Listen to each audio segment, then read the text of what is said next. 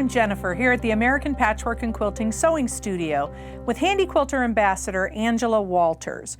We're talking about ruler work. And ruler work, Angela, as I understand it, is really more about working on the long arm machine. On a mid-range or a home sewing machine, you would have guides that you could use on the bed of your machine. But when you're working on the long arm, you don't really have those spaces.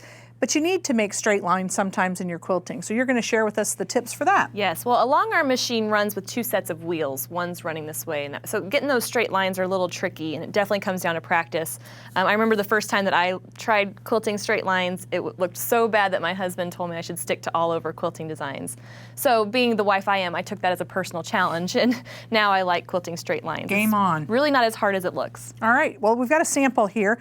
How long of a line do you usually have to be sewing before you want to use a ruler? Well, normally I don't like to use rulers, especially for shorter lines, but anytime I'm working within a seam, like stitching in the ditch, or if I'm quilting a line that's longer than 6 inches or so, I'll definitely pull out the ruler because it gets a little tricky keeping it straight. Right, you do have to have a steady hand if you're doing it freehand, but there are some tools you can use. Yeah, so let me show you what will help your ruler quilting. First, let's talk about the kind of ruler that you would use.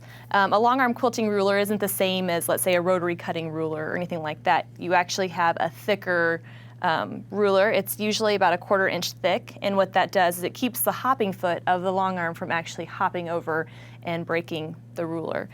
This is a good size to use. This is the size that I normally use. It's 2 inches by 12 inches. Very versatile, and it works in a lot of different ways. And it's manageable in the space you have on the machine bed. Yeah. You can find a number of different kinds of templates and rulers out there. I mean, the choices are just overwhelming.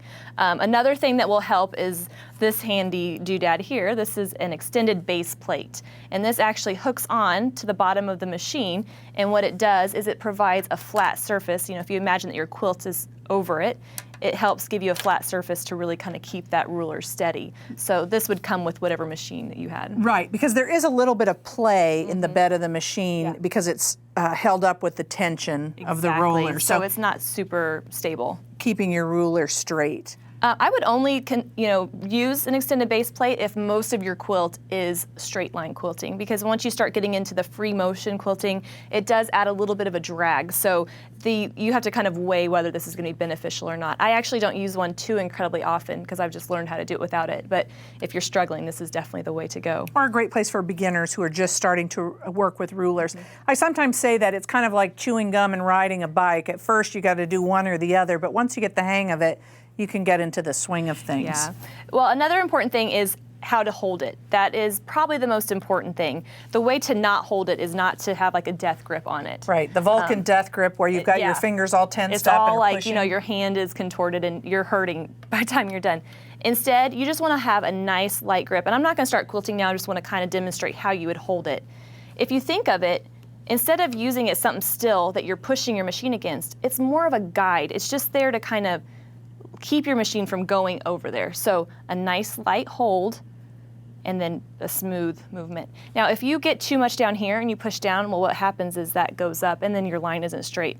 And what can happen is you can actually jump over that and break your ruler. And I actually brought... I believe I have Exhibit A here. Yes, this is my old ruler, and you can tell that it has some war wounds, of course, and that's from not holding it properly. And nothing will scare you faster than breaking your needle and your ruler and all the stuff that goes with that. So the nice light hold and just being careful with that will kind of keep you out of trouble. So even the professionals have a learning curve. Remember Absolutely. that. And this is not an old ruler. So this is, this has been around. I still make mistakes from time to time with that.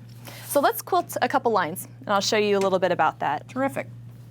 So again, whether you're stitching in the ditch or stitching straight lines, I feel like everybody has their on days or their off days, days that they're doing better. So if it's not really working, then you're probably stressing out too much, but just relax and have fun with it.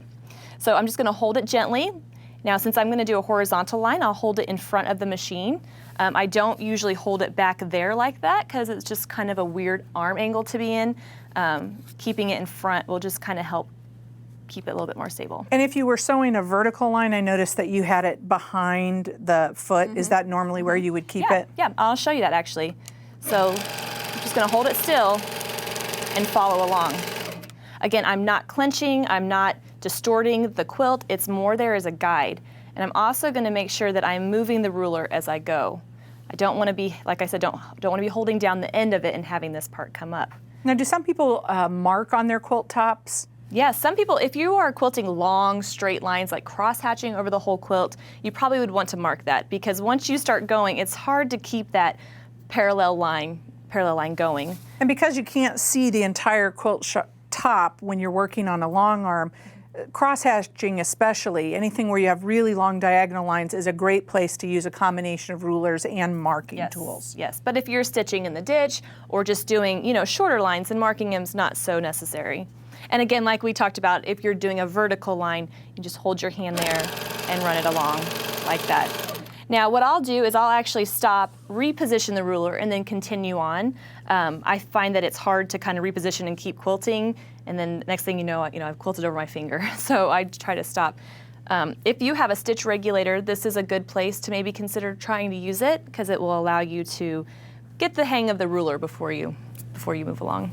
Thanks for sharing those tips for straight line quilting and ruler work, Angela. Ruler work is a little more effort, but adding that to your list of machine quilting techniques that you've mastered is definitely worth the effort. So spend some time practicing your ruler work today and enjoy your quilting time.